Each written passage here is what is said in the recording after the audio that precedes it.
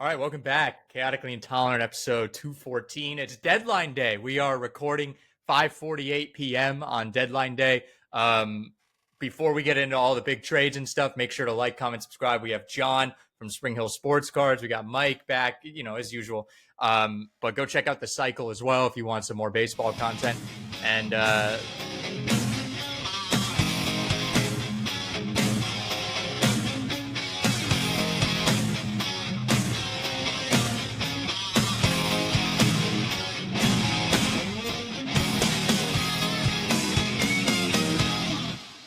let's go. All right. Joe Ryan to the Red Sox. Let's talk about that one, baby. Craig Breslow actually did it. It finally happened. I thought with Merrill Kelly, was it Merrill Kelly going to the Rangers? I thought maybe he was just going to punt on the deadline and just say, fuck you, we're going to try and sell tickets. But no, he actually did something. Craig Breslow, he's been making me eat my words from a few weeks ago or about a month ago now. Yeah, Joe. Yeah, I'm just excited. Now, how would you feel if that fell through?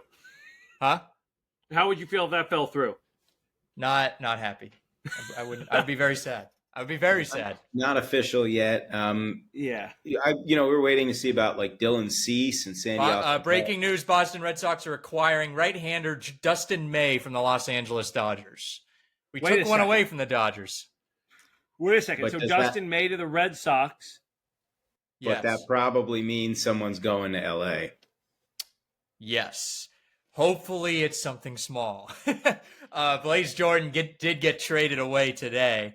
The Red Sox also acquired, I was mowing the lawn today, Steven Matz from the Cardinals for Blaze Jordan. So I'm happy to see a nice rotation piece there. And you want to see a starter. I mean, this Red Sox team, you can't go with Walker Buehler into the playoffs at this point. Walker Buehler he's not Walker Buehler of old. And I'm glad to see they addressed it.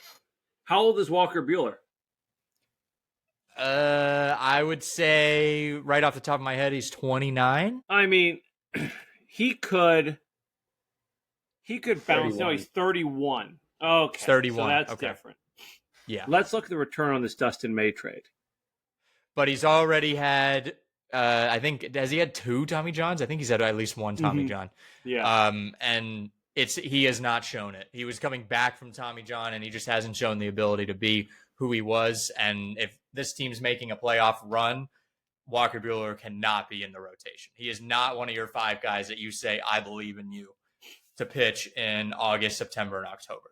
So run him out for long relief.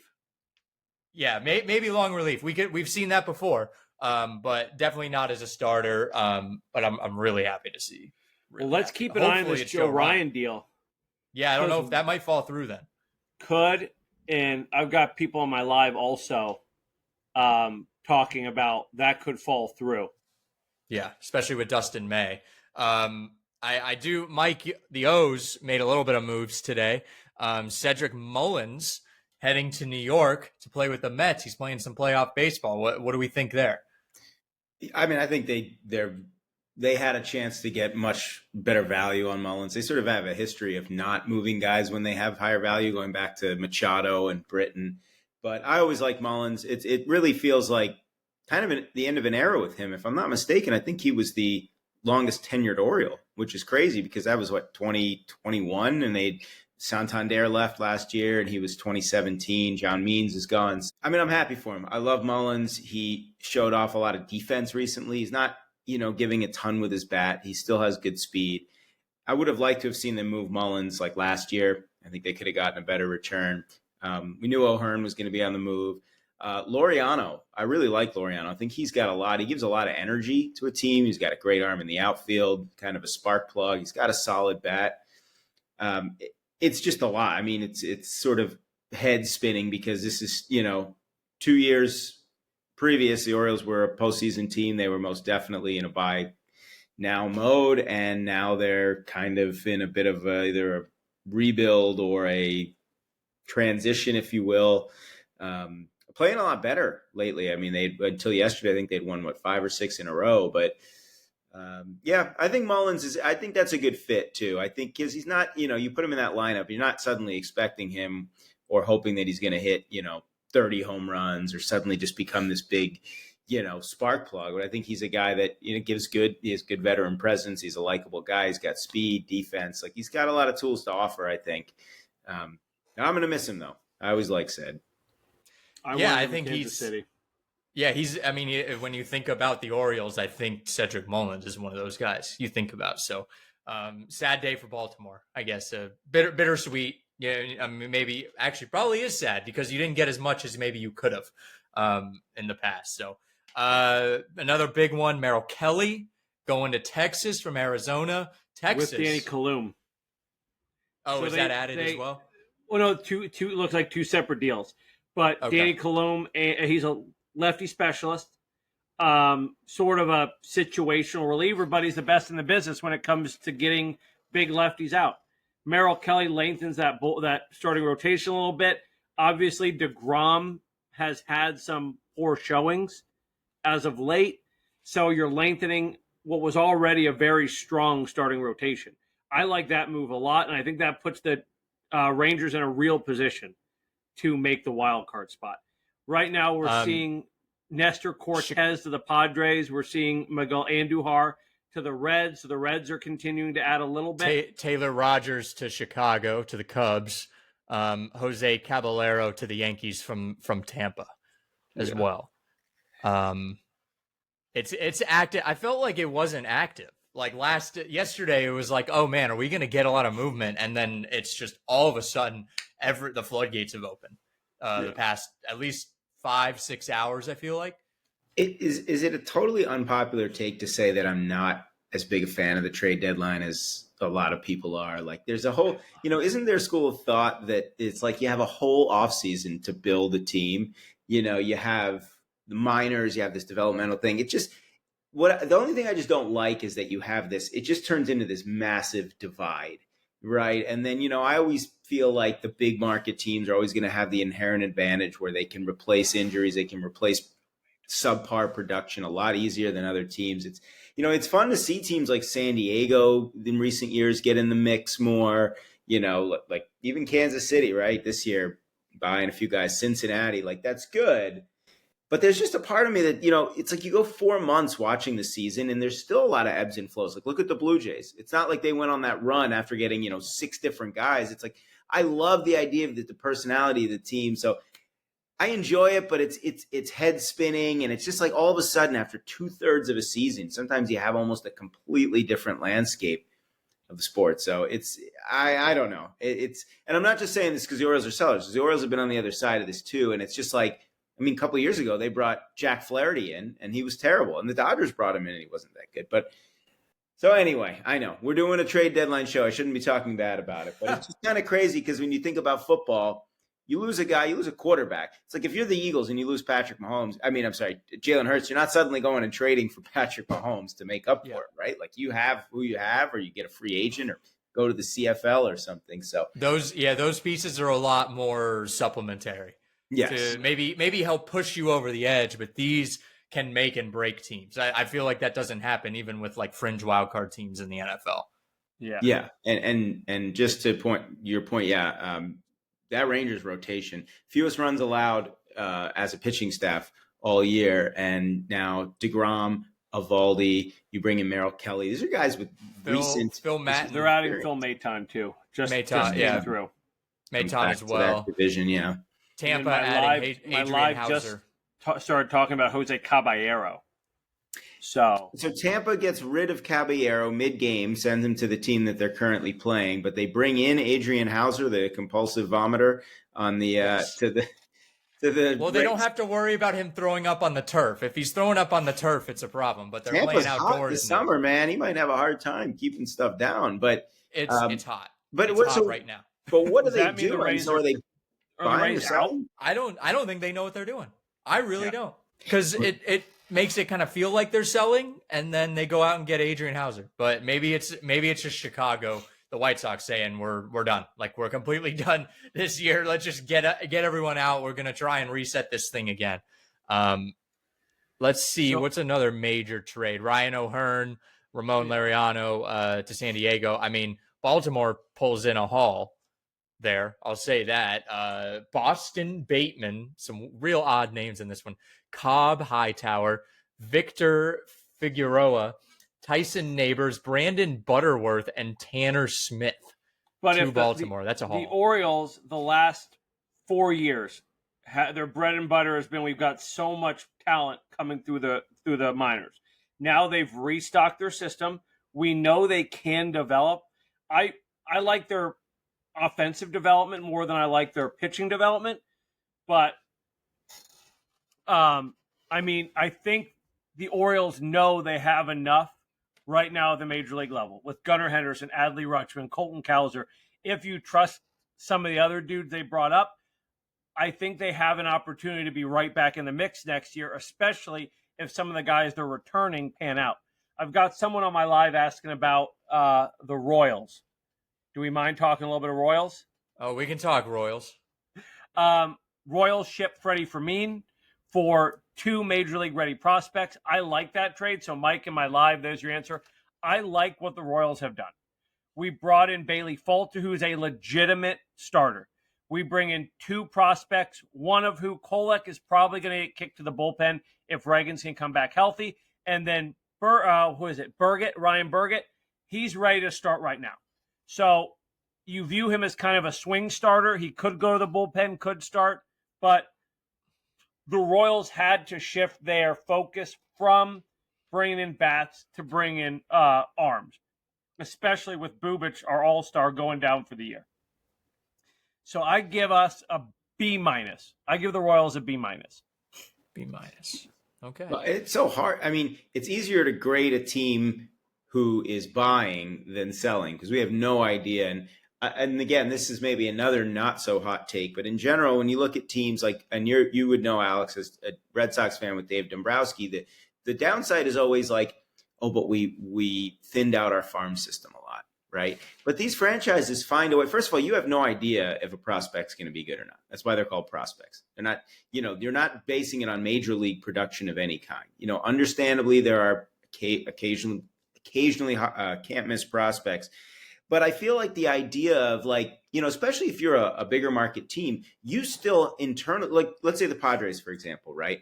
They're quote unquote giving up their best prospect. They're going through their farm system to get some of these guys. But then they could say, we're going to turn around. We have Robert Suarez, who we've turned into, a scrap heap pickup to a pretty darn good asset. And we can then in turn say, well, if we need a few prospects, let's just flip him. Right? We upgraded with Mason Miller.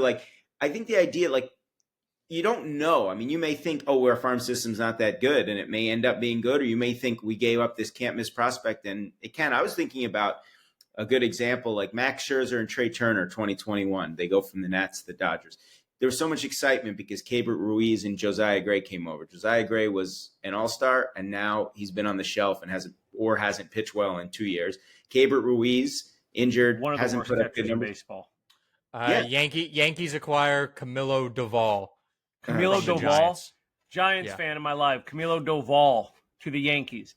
It looks like the Joe Ryan deal is also dead from what I'm seeing here. Yeah, it's 601 right now. Trade so deadline, the deadline is officially up. passed. Well, but remember, they don't announce. There's sometimes deals don't go through that get announced, so there's still a little bit of a grace period. Yeah, this stinks. The Astros and the Yankees both loaded up. I think the Mets had the best. I really think the Mets had the best deadline. I think they had a great deadline. I think the Padres did too, obviously, but the Yankees bring in Bednar and Doval for their bullpen. They get, they'd already picked up McMahon, Rosario, now Caballero, now who was the other guy they just got? I don't know. Anyway, and the Astros get Bednar? No. I thought I said Bednar and Doval, and then they get the 3 infielders. And then the Astros get Carlos Correa, Ramon Urias, who another Oriole I really liked that they gave up, probably better than his numbers. And then they get Jesus Sanchez, which that's flying under the radar, but he's a good hitter. And it's like, oh my God. And they're going to get back Alvarez and Pena and Jake Myers. And it's like, and kind of this is like what I'm talking about, where it's like, it's great when your team gets those guys and maybe it works out. But I also hate seeing if I know, okay, the Dodgers are going into the year, look what they did last offseason, right? Tanner Scott, Kirby Yates, Roki Sasaki, Hai-Sung Kim, the year before, it's Ohtani, Teoscar Hernandez. And it's like, okay, they're done. They can't possibly add anymore. Oh, we get a couple guys go down. Well, let's just go out. We got a couple good prospects. We could take on the salaries. And it's like, really, we're doing this again. So that's always been my kind of beef with the trade deadline. But we'll see. We'll see how it pans out for some of these teams. Yeah. All right, what do we think of Correa back to Houston as well? I think it's a bad move. I really do think it's a bad move. How you're going to eat up all this salary? He's through his age 37 season, and you're taking on all that salary. So the question is, are we bringing him in for 2 years and then we cut ties? I mean, what's the end game here? I would have pegged the Astros as more of a team who are going to get some rental guys. A Ryan O'Hearn type of rental, a Josh Naylor type of rental. Not going back in on Correa after you already said that you didn't want to pay that contract when he was on your team. It's because Isaac Freitas went down. They're trying to fill that hole, and it's a super expensive fill-in. They must have missed out on McMahon. They missed out on Eugenio Suarez. So now you're going Luis Varland to Toronto from Minnesota. Yeah. And Charlie Morton to the Tigers. Orioles selling again. Although Morton was pitching well, he brings postseason experience. He's won World Series with 2 different teams. We can laugh at his ERA, sure, but on a terrible move, he reunites with AJ Hinch, who he won that World Series with. That, just on a quick note, I thought the Tigers would be a little more aggressive. I was a little surprised to see them as quiet as they've been. They do pick up Kyle Finnegan. He'd been overused in Washington. I think he can be an effective reliever. I would have loved to have seen them go after more of a frontline starter, and I think they needed a right-handed bat. They did not seem to address those. So very curious how Tigers fans feel about it, because obviously they're in great position to win the Central. And the Rays did just pick up Griffin Jacks. So maybe the Rays got Griffin Jacks? Rays got Griffin Jacks. Right here it's happening too. Rays get Griffin Jacks. I think Detroit is a little afraid of maybe throwing panic into the locker room, especially after this really rough stretch that they've had where they've looked like a bad baseball team. And they don't want them to panic. They want to say, listen, we believe in you guys. We're going to add a couple more pieces, but we do believe in your ability to play good baseball. So I think that's why you're seeing them. That's bad locker room management. If that's the fear, then it means AJ Hinch doesn't have control of a locker room. Because a good manager can say, hey, look, we believe in you, but we're bringing in some pieces we think can help. We're bringing in some depth pieces. You're not going to bring in a front-end starter like Zach Gallen and then Tarek Skubal is going to think you don't believe in him. You know what I mean? I think you be as But I think you got to look at more of the fringe guys. I think more of the fringe guys, those middle guys. Tarek Skubal's not going to sit there and think anyone's coming for his job. No, I'm not saying that. I'm saying those guys that matter in the middle, they need to have confidence in themselves. And if you have guys coming in that can affect them on a bad stretch. What are they in the last 10 or 20 or whatever? They went on They went on like a 1-9. They're like 1-11, 1-13 or something. They've won now 4 or 5 in a row. 4 in a row. Probably don't remember this, but if you go back 20 years, so the 2005 White Sox were like a runaway train, and a lot of people were saying, well, you got to make like trades, right? Like they didn't have a lot of big household names that year. And they said, the reason we don't really want to make any big trades, we think the team chemistry is so good. We don't want to mess anything up. So you know who their only notable trade deadline acquisition was? It was Jeff Blum, who, if I'm not mistaken, did he have like a big hit or something in that World Series too? If I'm not, they had a 14-inning game. I feel like I got to look that up. But sometimes teams actually feel that can throw things off, and that you put a guy in and maybe it does alter things a little bit. So there's that school of thought as well. I'm not saying that that's where the Tigers were coming from. Obviously, they made a couple moves with Morton, with Finnegan. Yeah, I think the Finnegan, I think with him, he just pitched a lot for the Nats in a bad bullpen, pitching a lot of multi-inning outings. So he's a guy that I think quietly that actually is a pretty solid pickup. But, they don't go out. They don't make that big splash. And I think that's okay, too. But because just straight up overuse. And that's what the Nationals do. They have 2 good relievers, and they use them every single day. Ty France to the Blue Jays. Hey, the Blue Jays are key. Shane Bieber, we didn't talk. Now we know he's coming off Tommy John, but an interesting pickup. We know they got Sir Anthony Dominguez, and I like Sir Anthony Dominguez. Well, he's got the stuff. I like that move. He's got the stuff. Their bullpens, I have questions about who's going to really be able to close games for them in the postseason. You talk about guys like Yariel Rodriguez. Do you really trust Jeff Hoffman the year he's had? Dominguez, I'm not. I actually thought maybe they would have been a good fit for a guy like Kyle Finnegan, to have a guy that they can really say, like, we can use this guy as a closer. But yeah, I like the Ty France pickup too. What about Mason Miller to San Diego along with JP Sears? Wild return. The Athletics, if you look at their top prospects now, 4 guys in the top 20 come from that trade, including Leo DeVries, who may be the best prospect in baseball. So you've got 4 dudes now coming through your system that are from the Padres. We know Padres can develop. I mean, now the job is on you to finish developing them. But Leo DeVries is 2 years out from being a Rookie of the Year contender. And what's the Athletics window? 5 years out? They want to get in the new stadium. That's the foundation. That foundation is now built for you with this trade. When you get that new stadium, you can roll out what could be a competitive team. Brent Rooker will be a little older, but Lawrence Butler is still a star. He's going to be a star. I don't like that they offloaded Esteri Ruiz already. I think he could have been a piece. But I really like what they did. Mason Miller is on a long enough deal that the return had to be massive. You were going to get – I expected them to get somebody's top prospect. I didn't expect them to get the top prospect. And again, reminded Nick Kurtz too. Yes. Well, I was just going to say, we didn't even have to do our awards this week, right? Because Nick Kurtz is at the top of them. And they've got themselves a pretty nice core. I mean, pitching-wise, it's going to be interesting to see where they kind of go from here. Obviously, they signed Severino. That deal hasn't really worked out. And now they part ways with Sears. Again, I mean, Sears wasn't – to me, he's a mid to back of the rotation guy. The Padres didn't, unless correct me if I'm mistaken, didn't really address their rotation, did they? I mean, they just took a strength and made it stronger. They're hoping to get Michael King back. They did get a great start from Yu Darvish the other day, which is huge, right? Because if he can pitch like classic Yu Darvish and not the guy who had like a 7 or 8 ERA, I mean, that changes things. But remember, no Joe Musgrove this year, and they may be moving. Did Dylan Cease get moved? We'd been hearing his name all day. Not. They got Nestor Cortez. Then World Series, book it. But and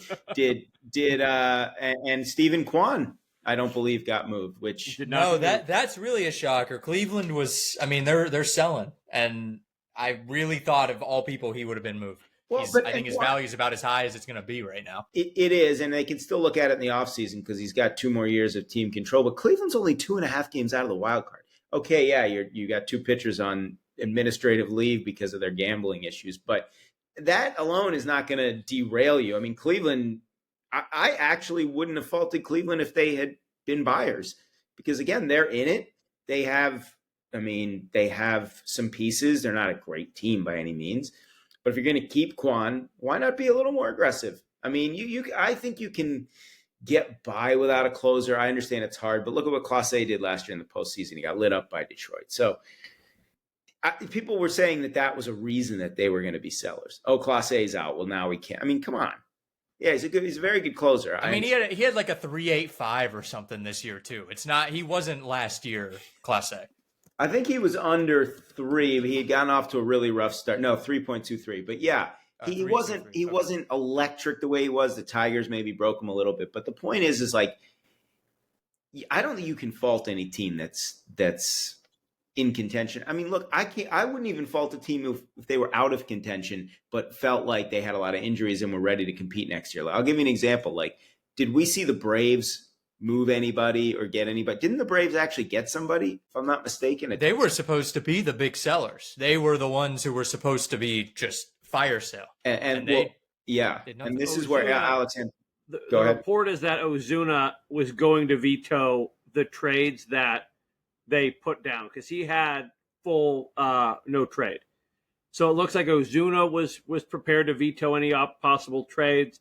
And no, the Red Sox did not get Joe Ryan, by the way.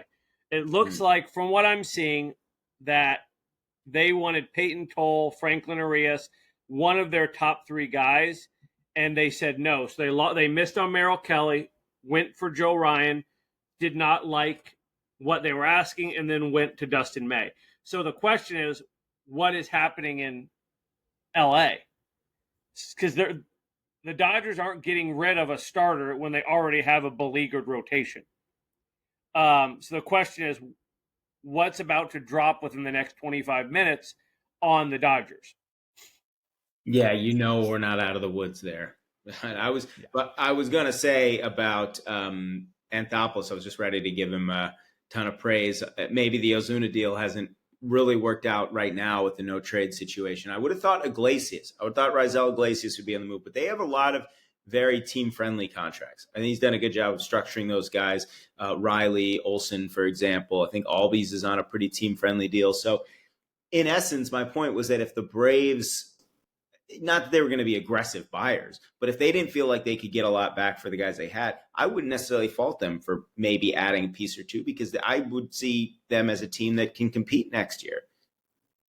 With Braves, this trade around 9 o'clock last night, they acquired Jim Jarvis for Rafael Montero. It was, Eric Fetty and Tyler Kinley. They did add Tyler Kinley for Austin Smith.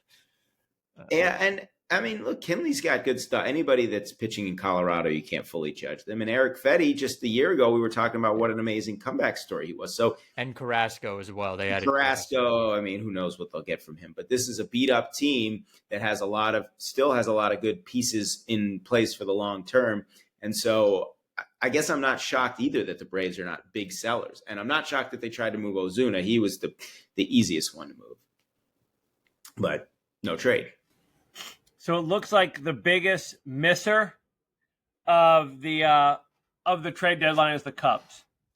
So that's the reports I'm seeing, is that they were in on Clase A before he went on administrative leave. They were in on Bednar. They missed on him. They were in on Raisel Iglesias. Didn't get him. So overall, it seems like the Cubs were just like one team behind everybody. I thought the Cubs were going to load up and go for it all right now, because we're already seeing reports that Kyle Tucker wants to hit free agency outright. He wants to fully test the market in free agency regardless of what kind of offer the Cubs give him. So what we're seeing here for the Cubs is they did not get everything done they wanted. They brought in Willie Castro. They brought in Andrew Kittredge, who is friends with Ian Happ. Says Cubs targeting last-minute trades. They missed on Mackenzie Gore. Michael Soroka is their biggest move. Aroldis Chapman back to the Reds. At 5:53, they added Did you say Taylor Rogers? I did not see Taylor Rogers. Yeah, they added him a few minutes before the end.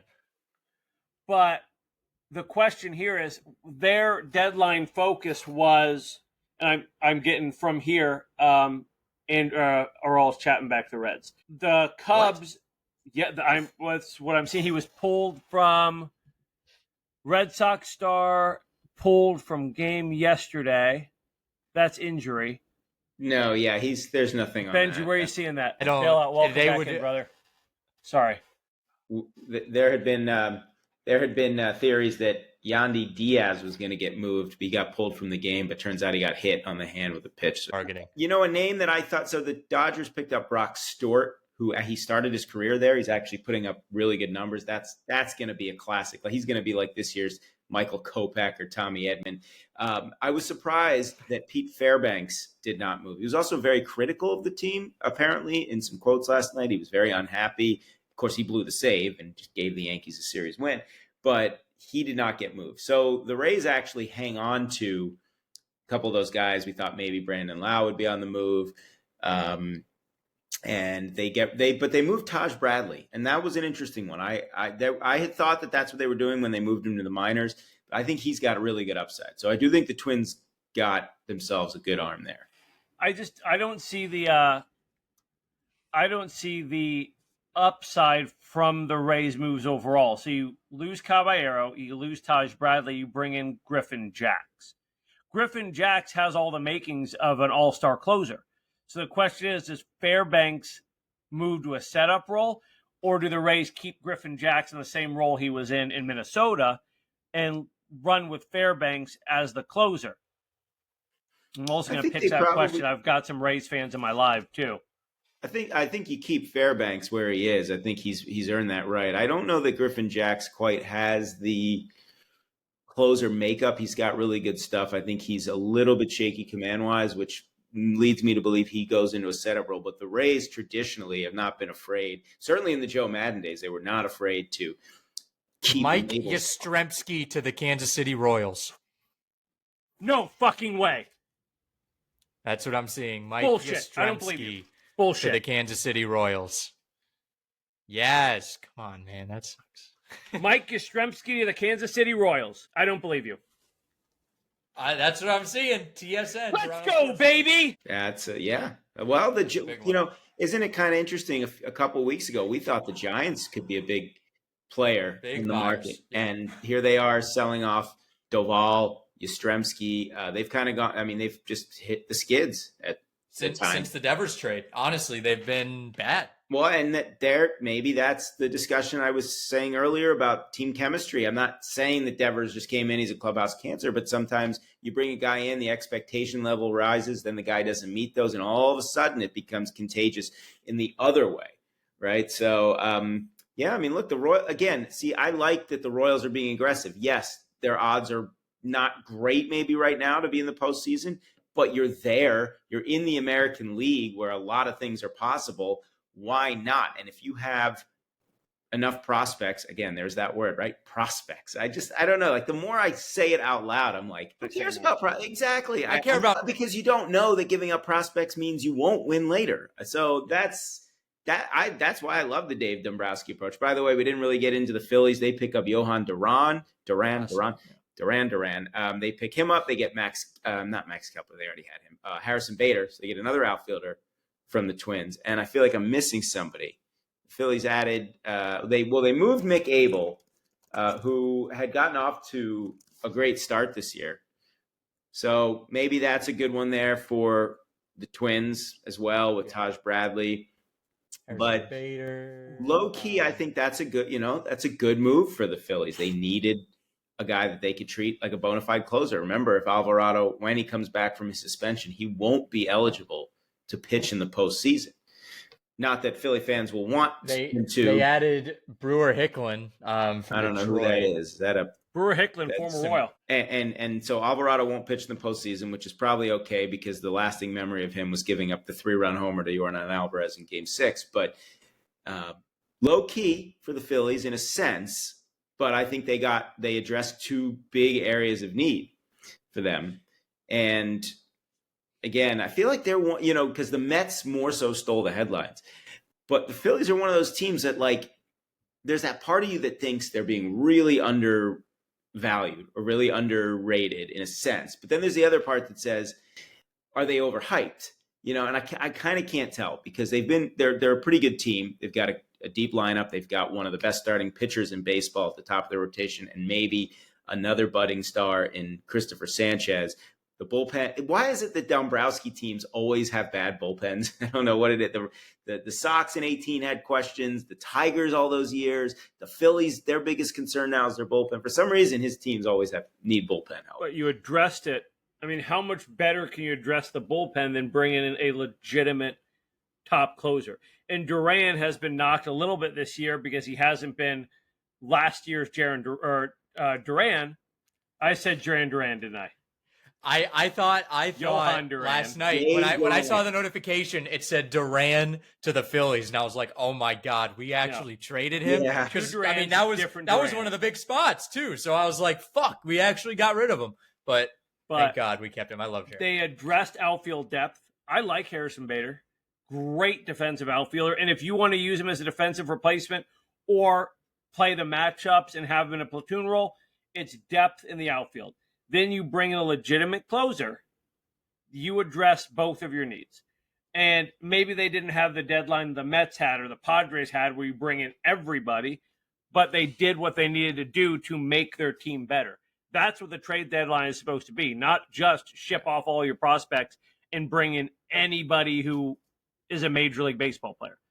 The question is, to the Padres, is that what the Padres did? Did AJ Preller, who hates prospects, say, I don't want him?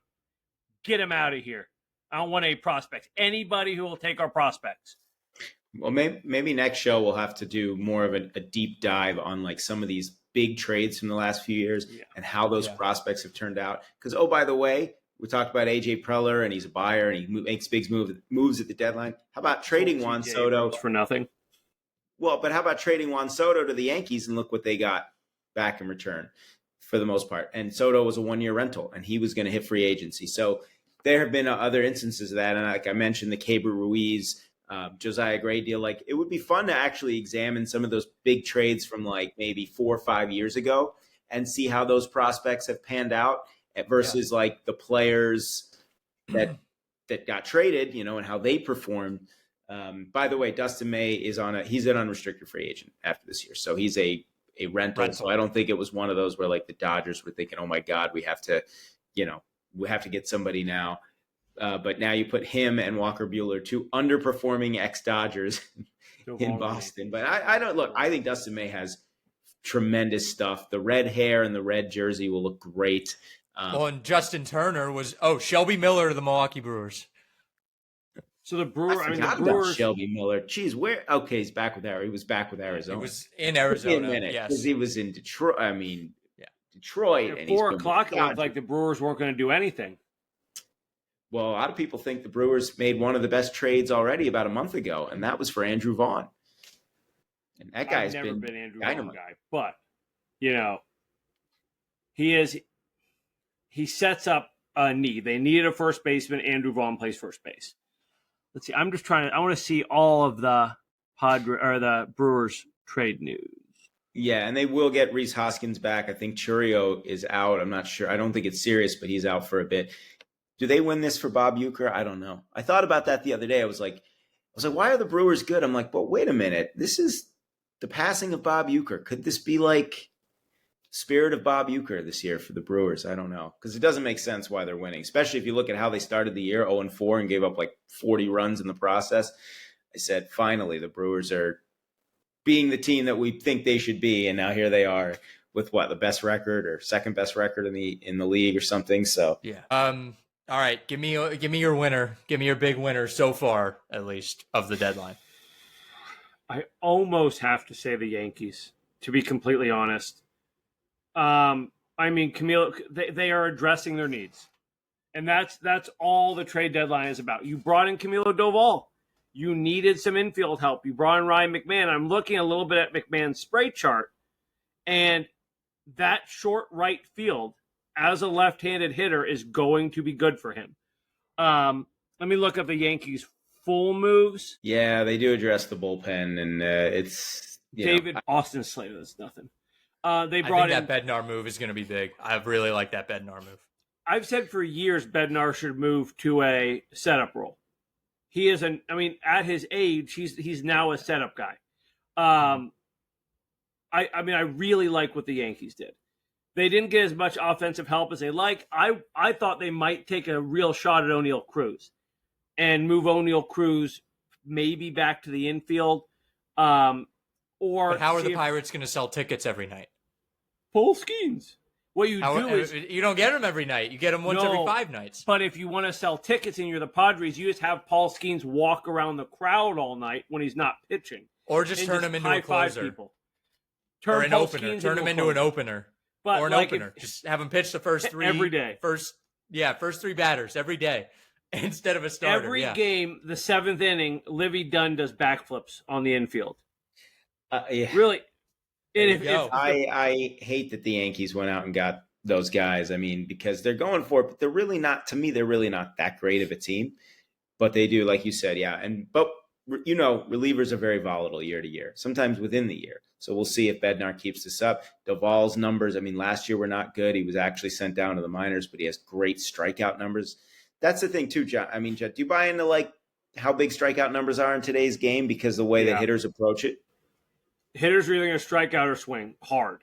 Well, I'm saying as a pitcher, do you value it? Yes, I value strikeout numbers. If I have a guy in a pinch, I want to do, and the better strikeout pitchers, though they tend to throw more pitches and walk more guys, they're also the dudes that can get out of a jam. If you've got one out runner on third, you want a guy who can strike two guys out because they're going to score with a ground ball or a fly ball in the outfield. Actually, bullpen pieces. If I'm looking at bullpen pieces, I'm looking at WHIP and I'm looking at strikeouts per nine. Those are the two metrics I want to see. But the Yankees got Camilo Doval is a strikeout guy. So who did the Yankees get bat wise? The Yankees traded for 7 major league players at the deadline. They did not trade one top 100 prospect. They didn't come off of one of their top 7 guys. And they were talking about Spencer Jones is the one everybody wants. And the Yankees just said, well, we'll work around that. We'll add complementary pieces and hope that Judge comes back fully healthy and that we get production out of McMahon. Hopefully we get production out of Volpe Chisholm. I think the Yankees had a great deadline. And we're still waiting. How do they do it? How do they keep doing it? Because they're smart. They're smart. How do the Dodgers keep doing it? Because they're a smart team. They develop prospects and they negotiate well. Well, I think teams just assume that they'll probably assume that if they get a prospect from the Dodgers, that they have a better chance to be good than if they get a prospect from the White Sox. I think there's that. Then there's the fact that the Yankees or Dodgers can take on the salaries of these guys. I mean, when they made the Glasnow trade and when they made the Mookie Betts trade, I always think of that because the fans will say, well, they didn't buy those guys. They traded for them. It's like, yeah, they traded for them and then they signed them to triple-digit extensions, right? Almost as part of like a stipulation. Or you take on when the Yankees made the Giancarlo Stanton trade, it was okay. It was a trade. Maybe it was a favor from Jeter, but they're taking on this massive, same kind of deal that Mookie got. I would go across town. And I would say the Mets were the biggest, or at least the National League's biggest winner. Padres also had a great deadline. I think Houston low-key had a good one. Obviously, the Yankees did too. But the Mets also addressed huge area of need. They also really needed bullpen help. They get complimentary piece in Cedric Mullins. I like it. Maybe the OMG vibes are back, even though Iglesias is cross country in San Diego. Who knows? And is it safe to say the Cubs are the universal loser? Yes. Considering the expectations.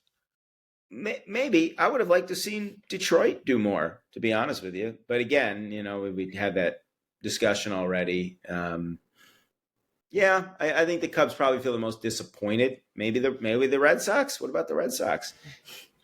I've got somebody in here that wants to talk Reds if we have a moment.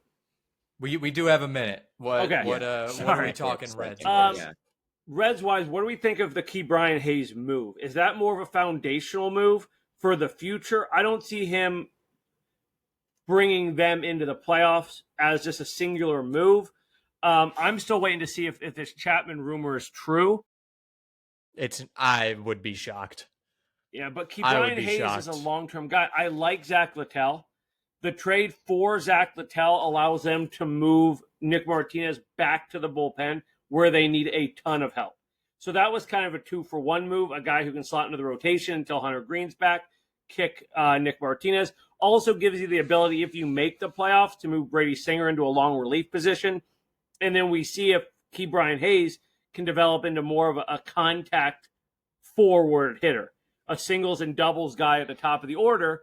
And then you have guys like Ellie De La Cruz bringing him up. So I would give the Reds probably a B for their deadline. I agree. Foundational move, change of scenery. I like Zach Littell. He's one of the rare guys who is a reliever turned starter. I mean, we're seeing a little bit. We saw it with Clay Holmes, but obviously we always think relievers are failed starters, but sometimes starters can be, well, they don't even have to be failed relievers.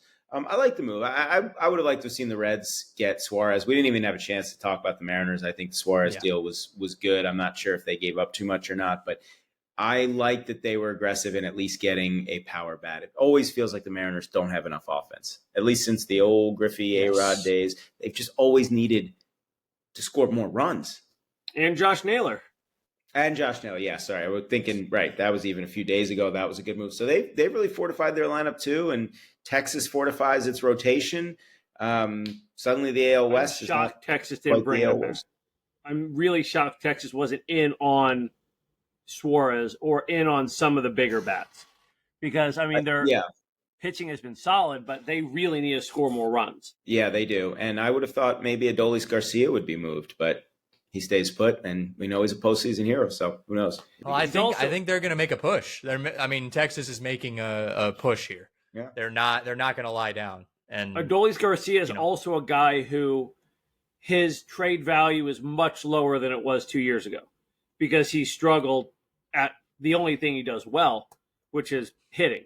So I think maybe if they're not competitive next year, that's more of an Adolis Garcia trade year, if he can come back stronger and sort of increase his trade value going forward. All righty. Well, let's wrap it up there. We all got to get moving. Thank you all for joining. Thank you all for watching. Make sure to like, comment, subscribe. Go check out The Cycle. Go check out draftamerica.com. The Cycle on Spring Hill Sports Cards, YouTube. And then we have a pretty cool little trivia thing coming out probably next month or so, either early September, late August. And then I think our NFL preview is going to be next week. Me and Mike finally getting into the NFL tonight. Hall of Fame game as well. But again, it was a great deadline. Who's playing the Hall of Fame game? Browns. I thought it was the Chargers, and I think Mike probably knows. I can't remember. Chargers Lions, I think. Chargers Lions. That's what it is. Are there any starters Weird playing matchup. at all? Is Herbert are they gonna trot Herbert out for a series? That would be incredibly stupid if they did that. That would be I think incredibly it's kind of it's a strange concept for sure. Yes. I remember the Colts Hall of Fame game got canceled because the paint on the field hardened and it was like concrete, they said. So they just were like, we're not playing it. So it's a strange it's a Hall of Fame game, but we have football every week until February. So that's pretty awesome. Excited about that. Again, make sure to like, comment, subscribe. It was a great deadline. Thank you all for watching, and we will see you next week. I'm going to hop off and.